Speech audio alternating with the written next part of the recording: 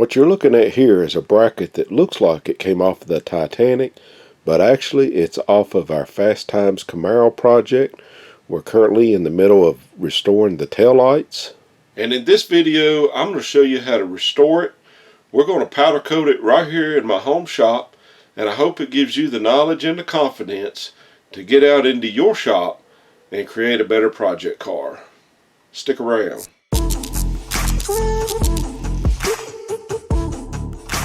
So the first thing that we got to do, we got to get these brackets degreased, which I've already done.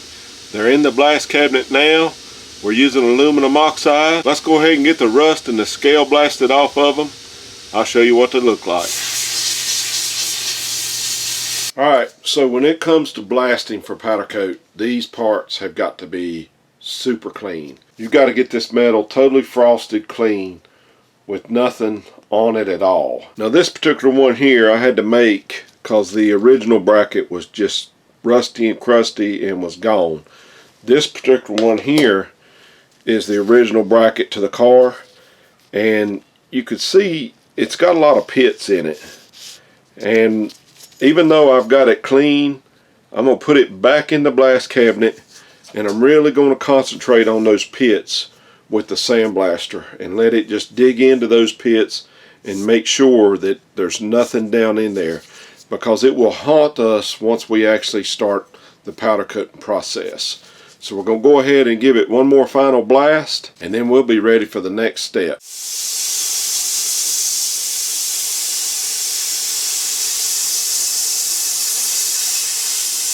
So our next step will be blowing the part off with compressed air, getting basically our hanging system right. I'm just using some galvanized wire here. I usually use some hangers like this, but all of mine right now have cured powder on them. This is our grounding system for the powder to attract to the part, so we want it to have good conductivity for the ground connection. So these have to be clean as well. So for today's video, I'm just using some copper wire along with the galvanized wire that I just showed you. And like I said, we're going to blow them off with compressed air really good. Blow what aluminum oxide that we can off. From there, we'll actually clean the metal. Now, I usually use acetone for this, and I usually just run the acetone off of the part, dry it with compressed air, and let it sit 30 to 40 minutes. That's my normal process. Right now, I'm out of acetone, so I've got some waterborne wax and grease remover, which is nothing but a mixture of water and alcohol. So what I'm going to do is just kind of flood the part. Hit it with compressed air. So I'm going to let these parts set for about 30 minutes just while I get everything ready downstairs. It's going to give the part a little bit of time. Any of that waterborne cleaner that may be in there, it's going to give it time to evaporate, and we'll be ready for the next step, and we'll see you in the basement of the shop. This is my homemade spray booth that I built that I used to powder coat my small parts with. And one other thing that I wanted to show you, when I make my hanging wire here, I actually put a little saddle in the wire, and what that does, it keeps the part from bouncing around. You don't want this part to bump anything while it's got the powder on it. It's just going to cause it to come loose, and you just don't want that. So this little saddle kind of keeps it locked in, plus it gives me enough room that the charge of the powder can usually still get around that wire. Sometimes you'll wind up with a little bit of a line there, and so you just want to be mindful about that. That's just something that I've learned along the way. One other thing, this main bracket that goes on the back of my tail lights, these bottom holes here are threaded, and that's just like anything. You don't want powder in the threads, just the same as paint. So we'll use these high temperature silicone plugs. We'll come in and we'll plug these up. Usually I just pull them in a little bit tight. You can get these fairly cheap online, and they're reusable. I actually take them out and just the powder will flake off of them. I'll clean them in just a soapy bucket of water, and then you can reuse them. This is the powder we're going to be using. It's a Columbia Coatings Satin Black. I've got wrote down here on the cure time is 15 to 20 minutes at 375 to 385 degrees. Now this next step is probably the most important. What we're going to do, we're going to pre-bake these parts. And basically for me, this serves two purposes. Number one, if there's anything in these pits that's going to outgas, we want it to outgas in the pre-bake cycle. Because if we just went ahead and powdered this and we had something in the metal that outgassed, it's going to look like dirt in your finish. Just like dirt in paint, you'll see it underneath the powder. So that's the main purpose. The second purpose for me is just a dry run. Now what in the world am I talking about? We only have 2 parts here this time, so it's not as important. But if I had several of these, I want to get as much in the oven as I can just to save on electricity. And it helps me where I'm going to place my parts. And if you have a lot of parts in the oven, where you hang them at and getting them in the oven without bumping them, without disturbing the powder, that makes all the difference in the world. So it's kind of like a practice session, if you will. I don't know if anybody else does it like that, but we have a small conventional house oven here, so we're limited on space. It's not like we have a big rack that we're rolling into a large industrial powder coating oven. Like I mentioned, we are doing this at home. So let's go ahead and get them in the oven. We're going to bake them a little bit higher temperature. That way, in case something is going to cut loose, it will. And then we'll be ready for the next step. And as you can see, we got plenty of room in here, so it's not like we're trying to do 15 or 20 of these small parts right now. So we're going to go ahead and close up our oven. We're going to bake. Let's go to 400. And let's do 30 minutes. Alright, so the parts are out of the oven. We've got the parts out. They have been cooling down. And right now they're right at room temperature. This one's about 66 degrees. This one's still just a little bit hotter. It's coming in at 75. So let the oven cool down as well. And now we are ready to powder these parts. And basically this gun will put electrostatic charge on our powder. This rod here is grounded.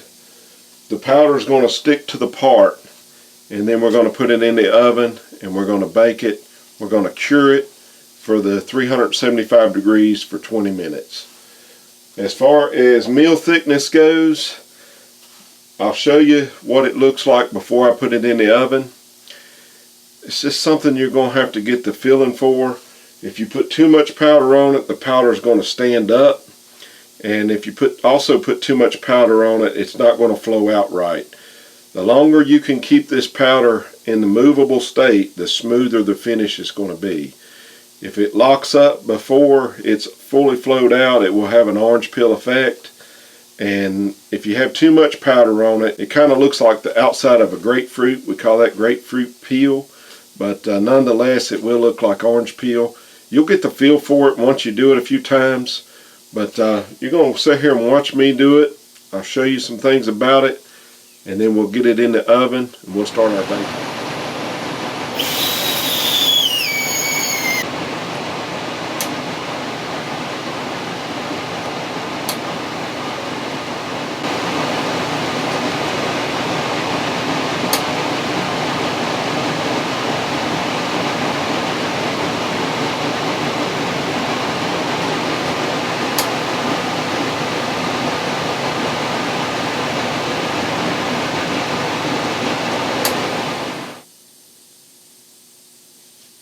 Okay, when I first start out powder coating, this gun has a variable power setting on it, and I usually set it about 60% of charge. And what I found as I was coating it, on the inside of this 90-degree bend where the metal is, the powder wasn't wanting to stick there. So what I wind up doing is just dropping the charge just a little bit, And as soon as I done that, the powder that was already there, it just started to attract the powder that was flowing to it. I also noticed that I had a little bit of basically lint or trash in the powder, and that's just from this environment. This room has not been really cleaned in a long time, and what I have found, sometimes I can come in and get my finger real close to it without touching the part, and that little piece of lint or whatever will fling to my finger. It's a way you can save the job. I've used it a few times and it just worked here. So it's just something that you get used to. When you're first starting out, you will have a lot of redos, but you'll learn with the experience on how to do this. Now, an LED light works wonders. I'm going to put just a little bit more right on this edge.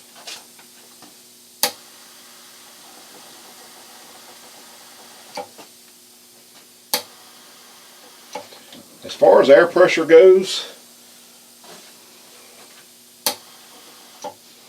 we're running just under 20 pounds. Just want enough for a good fog. I don't want enough air pressure that I'm actually blowing the powder off of the part, that I have a powder of fog coming out that is just right enough to stick to the part. And you'll get the feel for that too. That's something that I can't really show you. You just have to get the feel for it. But I think this part here is ready for the oven. See if I can get you a shot. That right there is how that looks.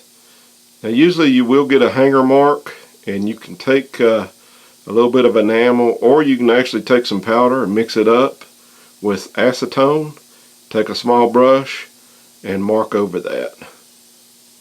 So you do want to be mindful of where you put those hangers at.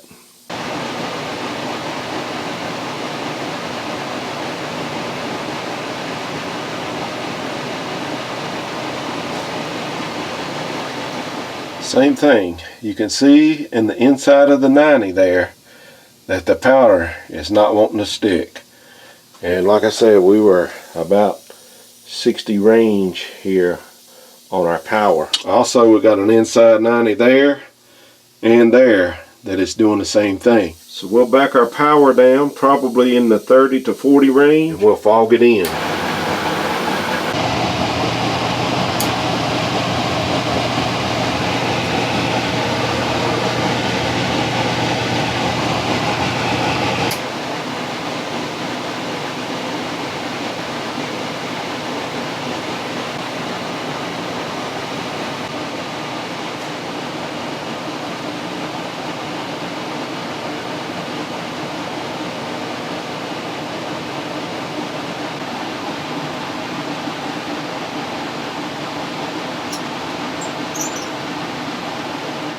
Guys, if you're finding value in this content, be sure to smash that subscribe button. Also hit the bell. Most of my content is on Camaro restorations. However, a lot of these processes that we're using can be applied to just about any project car that you may be working on. Let's get back to the video. So that's what they look like sitting in the oven. We're on a countdown to 375. This thing's telling us about 5 minutes till we get there. Once we flow out is actually when I'll start the timer, and then I'll check it every 5 minutes and make adjustments accordingly, whether we need more heat, less heat. Right there's a look at it going wet, guys. You can really see what it's starting to look like. 275. Still got a ways to go, but it is going wet.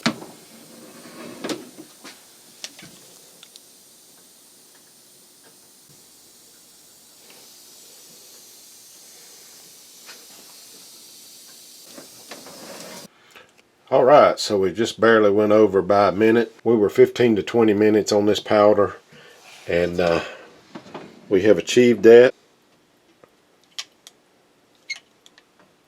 So guys, this is the stage that I just have to walk away.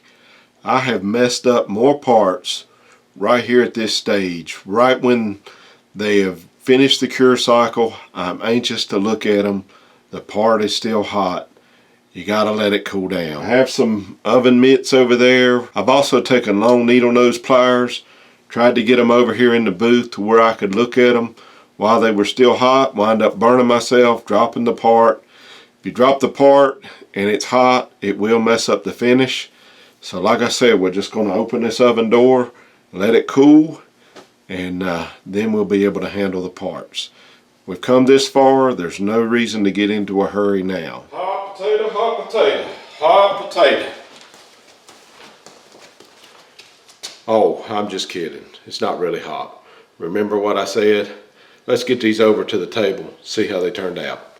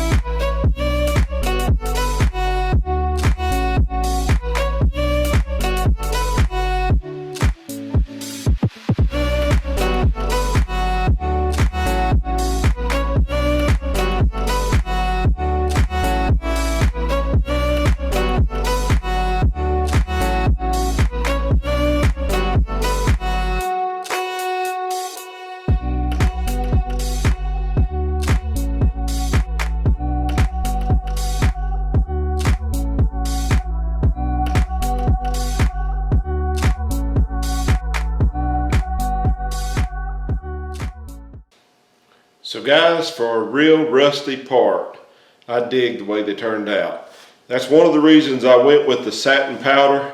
It's just going to make this part look a little bit better. Not that you'll ever really see it where it's going. Also, for my taillight restoration, I actually end up buying a new fuel door, and this mounts to this larger bracket. I tried to match the paint in which they used. It's pretty close. Definitely a satin or more of a flat. But like I said, it's not really going to be seen. It was more about just the protection of the metal. And I hope you enjoyed this video. I sure did enjoy showing you the process. I hope it helps you on your project car. As I said before, be sure to hit that subscribe button. Come back in the garage. Check out what we're doing next. See you guys.